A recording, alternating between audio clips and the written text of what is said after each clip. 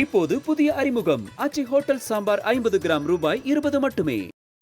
எடப்பாடி பழனிசாமி 3 முக்கியமான அறிவிப்புகளை வெளியிட்டிருக்கிற மாதிரி சொல்லியிருக்காரு. அதை நம்ம எப்படி பார்க்கலாம்? அதை நான் பேஸ்ட் காப்பி என்று தெளிவாக என்னுடைய அறிக்கையிலே கூறியிருக்கின்றேன். கடந்த தேர்தலின் போது நாங்கள் மகளிர் உரிமை தொகை வழங்கப்படும் என்று சொன்னோம். வழங்க முடியாது, குழந்தைகளுக்கு மிட்டாய் கொடுத்து பிடிப்பதைப் போல மகளிருக்கு இன்றைக்கு ஆசை வார்த்தை காட்டி நாங்கள் உரிமை தொகை தரப்போகிறோம் என்று சொல்லியிருக்கிறார்கள் என்று அன்றைக்கு சொன்ன வாய்தான் எடப்பாடி பழனிசாமியுடைய வாய். அவர் இன்றைக்கு பொய்பாடி பழனிசாமியாக மாறியிருக்கின்றார். அன்றைக்கு எங்களாலே உரிமை தொகையை கொடுக்க முடியாது என்று சொன்னவர் இன்றைக்கு 2000 ரூபாய் உரிமை தொகையை கொடுக்க முடியும் என்று சொல்லியிருப்பதிலிருந்தே அந்த 1000 ரூபாய் எந்த அளவுக்கு மகளிர் மத்தியிலே மிக பிரமாதமான வரவேற்பையும் தலைவர் தளபதிக்கு மிக பெரிய வரவேற்பையும் தந்திருக்கிறது என்பதற்கு ஒரு எடுத்துக்காட்டான நிகழ்வாகும். ஆனால் எங்கள்கிட்ட திறமை இருக்கு, நாங்கள் நிதிநிலையை சரி பண்ணி தான் நாங்கள் கொடுப்போம் அப்படின்னு சொல்லிட்டாரு. திறமைக்கு அப்புறம் வருவோங்க. முதல்ல 1000 ரூபாயை கொடுக்க முடியாதுன்னு சொன்ன வாய் தான் எடப்பாடி பழனிசாமியுடைய வாய். அந்த திருவாய் தான் இன்றைக்கு மலர்ந்தறி இருக்கிறது 2000 ரூபான்னு.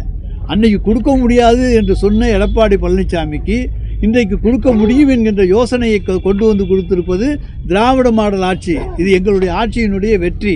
நாங்கள் மக்களை சென்றடைந்திருக்கிறோம் என்பதற்கு எடுத்துக்காட்டு இன்றைக்கு 1000 ரூபாயை நாங்கள் 2000 ரூபாயாக உயர்த்தி தருகிறோம் என்று சொல்லியிருப்பதை தவிர அவரை பொறுத்த வரைக்கும் மக்கள் நம்ப மாட்டாங்க. ஏன்னா 2019 தேர்தலுக்கு முன்னாலே 60 லட்சம் வறுமைக்கு கோட்டுக்கு கீழே இருக்கக்கூடிய குடும்பங்களுக்கு மாதம் 2000 ரூபாய் வழங்குவேன் என்று சொன்ன வாய் தான் எடப்பாடி பழனிசாமியுடைய வாய்.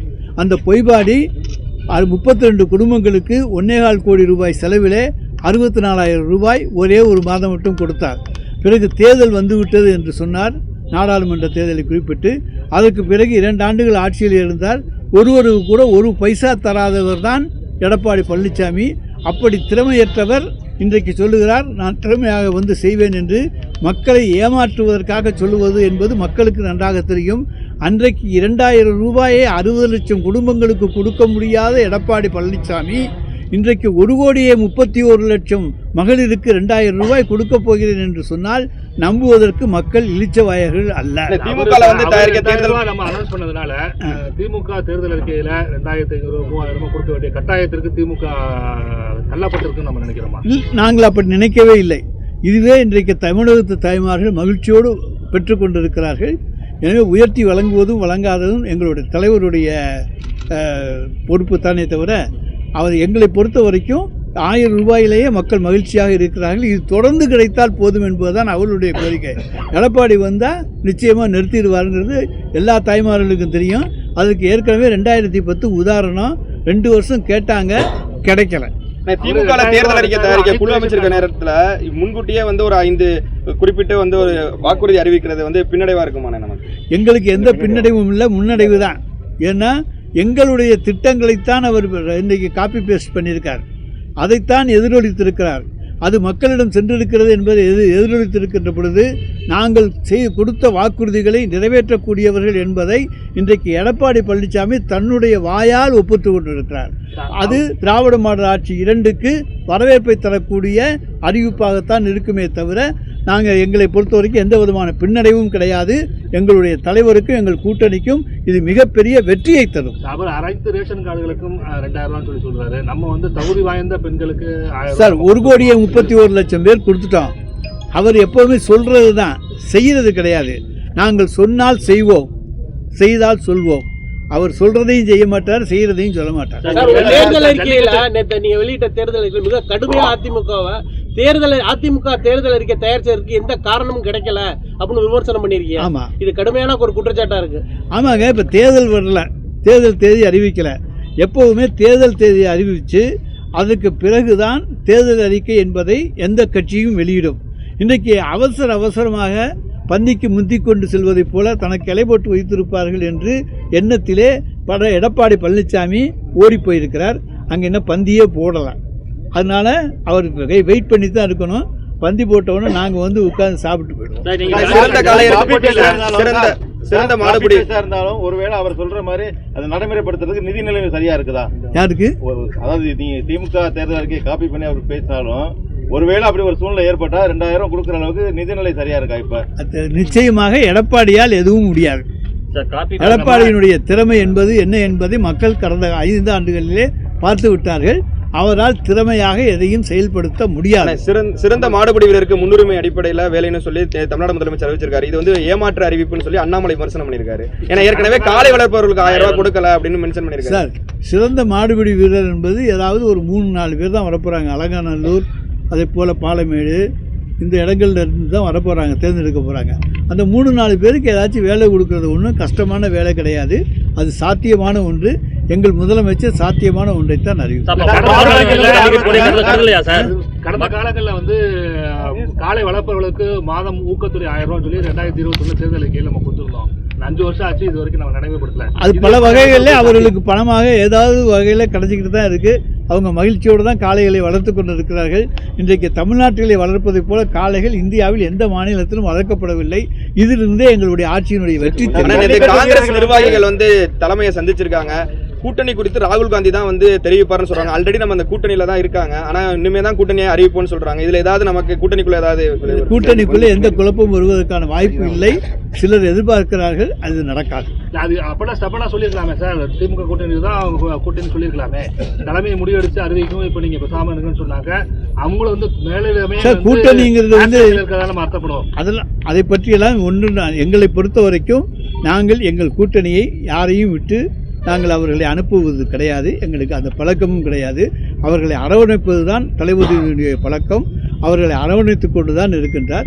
அந்த அரவணைப்பில் யாராவது போகணும்னு நினச்சாங்கன்னா அதுக்கு நாங்கள் பொறுப்பாளியாக முடியாது.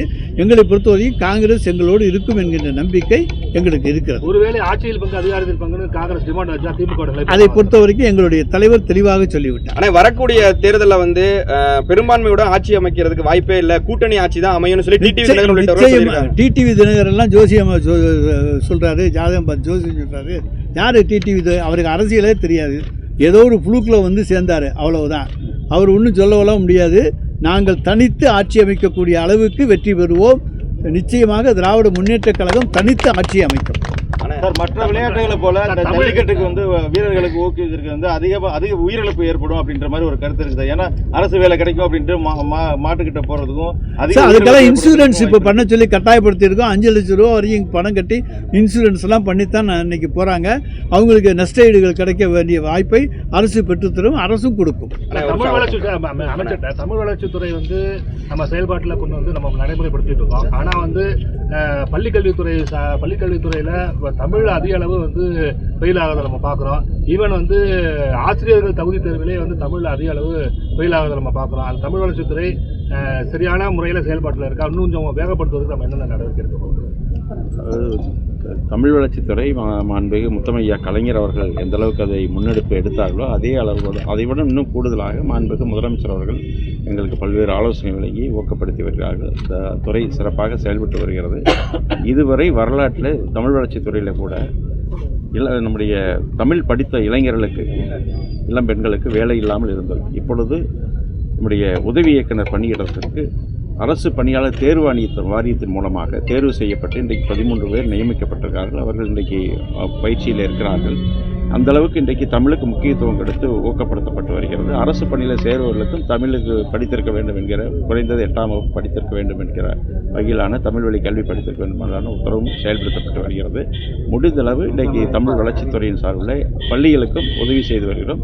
இன்றைக்கு திருக்குறளை முன்னெடுத்து திருக்குறள் வாரம் என்கிற வகையில் இன்றைக்கு மாண்புமிகு முதலமைச்சர் அவர்கள் கன்னியாகுமரியில் அறிவித்தார்கள். அதுவும் இன்றைக்கு பள்ளிகள் எல்லாம் செயல்படுத்தப்பட்டு வருகிறது. பெற்றோர்கள் தங்களுடைய குழந்தைகள் தனியார் பள்ளியில் படிக்க வேண்டும், மத்திய கல்வி பள்ளியில் படிக்க வேண்டும் என்கிற ஆர்வத்திலே கொண்டு போய் தனியார் பள்ளியில் அங்கே விடுகிறார்கள். இப்பொழுது மாண்புமிகு முதலமைச்சர்கள் எடுத்திருக்கிற நடவடிக்கை பள்ளிக் கல்வியில் பல்வேறு சீர்திருத்தங்களை எடுத்திருக்கிறார்கள். இன்றைக்கு காலை சிற்றுண்டி ஏழை எளிய குழந்தைகள் படிக்கக்கூடிய வகையில் இன்றைக்கு அவர்களுக்கு படிக்கிற பல குழந்தைகளுக்கு காலை சிற்றுண்டி வழங்குவதால் இன்றைக்கு நம்முடைய அரசு ஊராட்சி ஒன்றிய பள்ளி, நகராட்சி பள்ளி மாணவர்களுடைய எண்ணிக்கை அதிகரிக்கப்பட்டிருக்கிறது.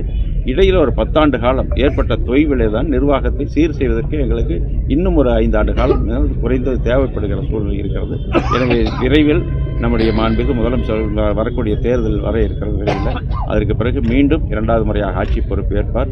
கழகம் 7வது முறையாக ஆட்சி பொறுப்பு ஏற்கும்.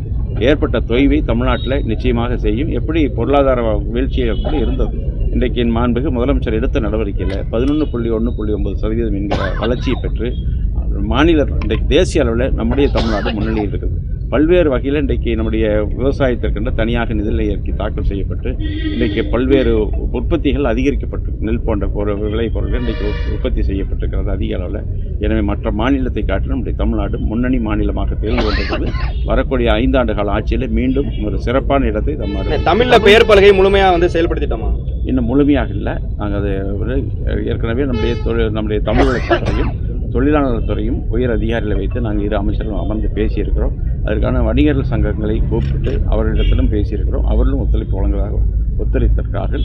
எனவே அந்த வகையில் படிப்படியாக அவருடைய சட்டப்படி என்பதை விட படிப்படியாக அவருடைய மனப்பூர்வமாக ஒரு சூழ்நிலையை உருவாக்குவதற்கான நடவடிக்கை எடுக்கப்பட்டிருக்கிறது. அதிலையும் தமிழ் வளர்ச்சித்துறை வெற்றி காணும். தேர்தல் நெருங்கி வர நேரத்தில் மோடி அமித்ஷா வந்து தமிழுக்கு முக்கியத்துவம் கொடுத்து பேசுறதை எப்படி பார்க்குறோம்?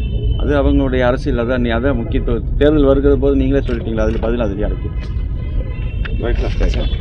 இப்போது புதிய அறிமுகம் ஆச்சி ஹோட்டல் சாம்பார் 50 கிராம் ரூபாய் 20 மட்டுமே.